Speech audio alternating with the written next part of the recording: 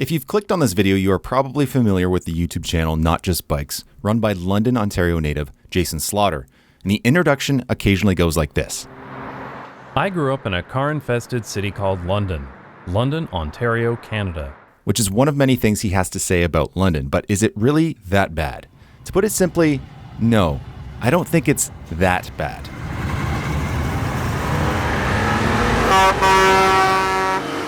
London, Ontario, Canada, located right between Toronto and Detroit and 1 hour away from three Great Lakes, it's one of the fastest growing metros in Canada with a population nearing 500,000. It's home to a top university, a ton of trees, and now infamous in urbanist circles as a car-infested, car-centric hellhole. Probably because Jason says things like this. You need a car to get everywhere. It's filled with stroads. It's mostly single-family homes. Dangerous for cyclists. Dangerous for pedestrians. Transit sucks. It's a bad place for children. It's boring London. It's phony London. It's fake London. Some of which are absolutely true. But I am here to say that if you have never been to London, you may have gotten the impression that it's worse than it actually is. Now, why do I feel the need to talk about London?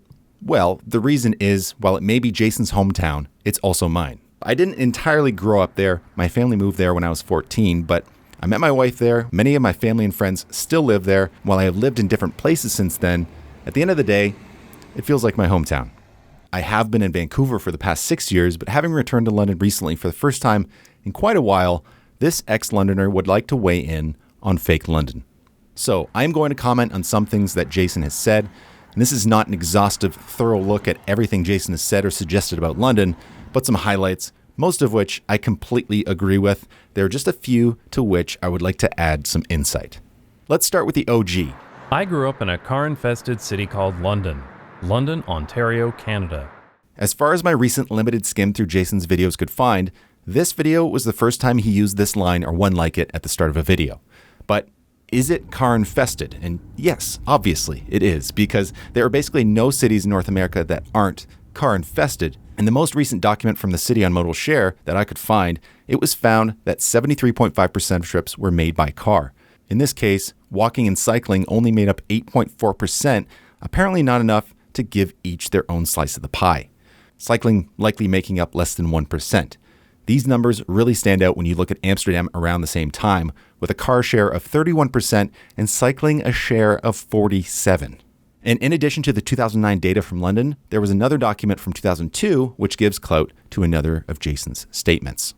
The fundamental problem is that most of London is sprawling car-centric developments of primarily single-family homes.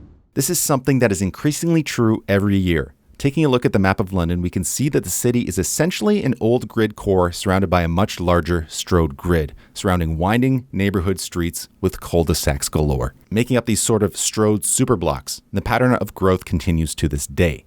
You can see the effect this has on traffic in the document I was referring to, the modal share difference between 1987 and 2002.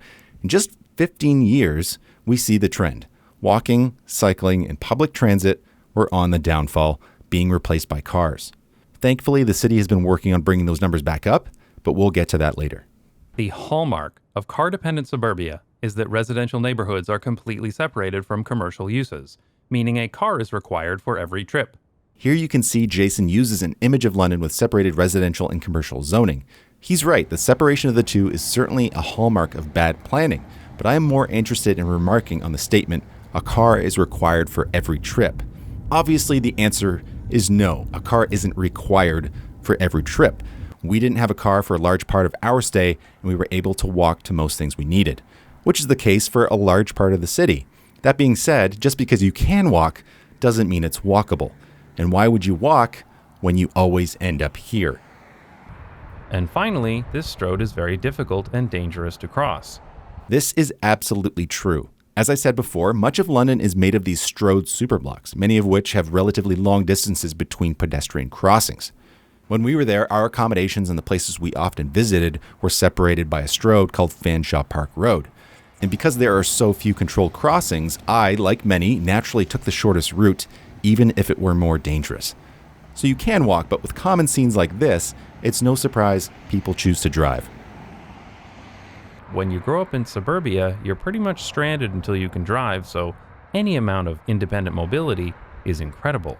This immediately struck me as off because this is certainly not the way that I experienced London. Like I said, I moved to London when I was 14. I moved from a small town, and something London had that blew me away was grade-separated paved bike lanes. They are typically alongside loud, smelly stroads, but to a 14-year-old Nick, that was freedom. In that first summer, I explored the entire city largely using these bike lanes. Now, I am younger than Jason, so maybe they didn't exist before he could drive. Nonetheless, they exist now. And in the document I shared, the city had a goal to decrease auto trips in favor of other modes. And I haven't found any more recent data than 2009. However, the trend is promising. But all that leads to the next clip. When talking about bike lanes on Wonderland Road, Jason says this. These people have the right idea by being on the sidewalk. Riding a bike on this road is suicide. Suicidal? I think that's a bit hyperbolic. However, there's not a 100% chance you'll make it to your destination alive. It wouldn't be the first and not the last. While there are pretty good bike lanes, there are also these. Jason calls them bicycle gutters. They give the illusion of safety for both cyclists and motorists, but studies show that they are actually more dangerous than having no lane at all. Inadequate cycling infrastructure like this is far too common.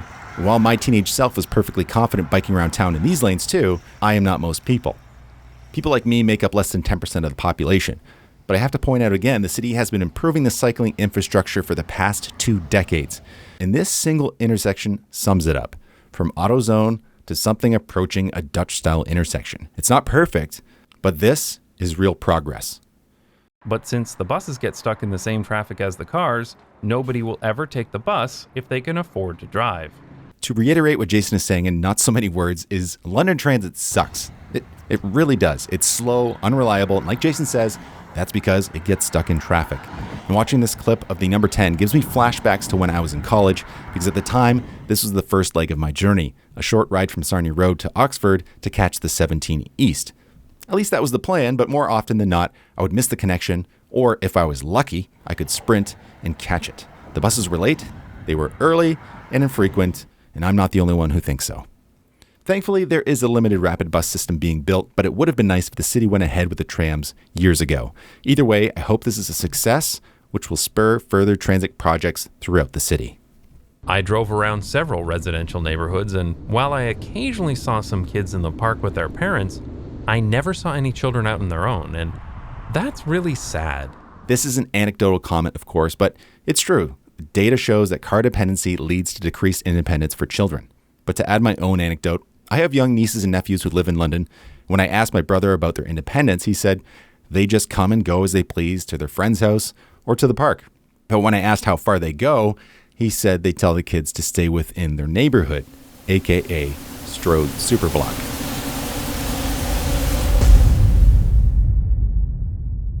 Now, those are Jason's takes, but I would like to add some of my own, and I'm sure Jason has said these in some form or another. But anyway, starting with the bad. The streets are noisy. 60 km/h speed limits are common on arterials, which are exceeded regularly. And that speed creates a lot of tire noise, which led to a Band-Aid fix that makes it easy to tell the difference between old and post-millennial neighborhoods because they are surrounded by highway noise barriers, shielding the residents from the noise that they create and making the streets just a little bit less inviting to anyone outside of a car. Parking lots, holy f***. Mall parking lots, big box store parking lots, strip mall parking lots, restaurant parking lots all over downtown. And looking at a map, it's actually worse than I thought. It's not just single family homes that are exacerbating this issue.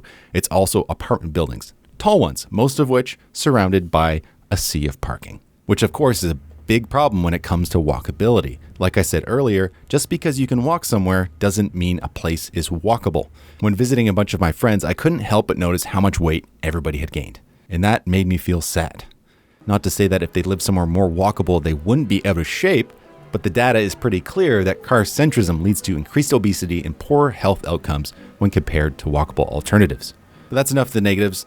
Time to talk about the redeeming qualities. Starting with the cycling. Like I mentioned before, while it may not be top-notch, it is certainly much better than other car-dependent cities in North America. Not only does it have actually grade-separated bicycle paths along many major roads, it also has a greenway that spans most of the city and really highlights the name Forest City as you make your way through many parks and green spaces. To be honest, these are still, to this day, some of my favorite urban multi-use pathways that I have ridden in North America. I mean, it's hard to beat the seawall in Vancouver, but still, it's pretty great.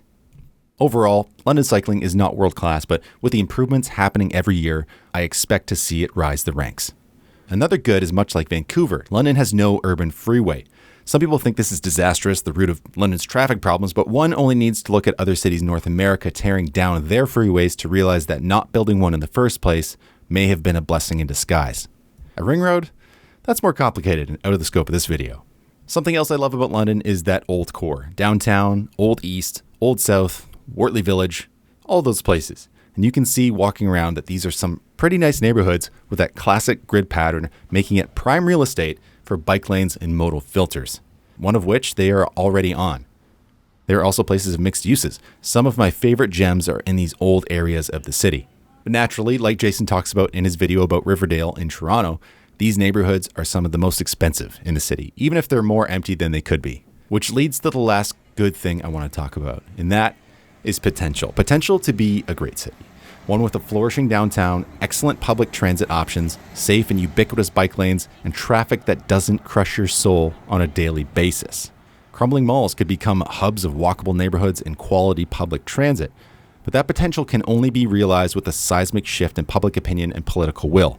I sincerely hope the city and the people take a long, hard look into what they want the future of London to look like. Now, I'm not naive enough to think that the London residents will have an orange pill revolution and decide to ditch their cars, but at least the option is there when they're ready.